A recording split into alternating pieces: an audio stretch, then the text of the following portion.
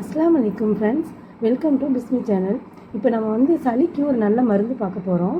இது பார்த்திங்கன்னா, இது தொடர்ந்து இந்த கஷாயத்தை ஒரு 3 நாள் குடிச்சிட்டு வந்தீங்கன்னா கண்டிப்பாக உடலில் உள்ள கெட்ட நெஞ்சு நுரையீரலில் உள்ள அனைத்து சளியுமே வெளியில் வந்துடும்.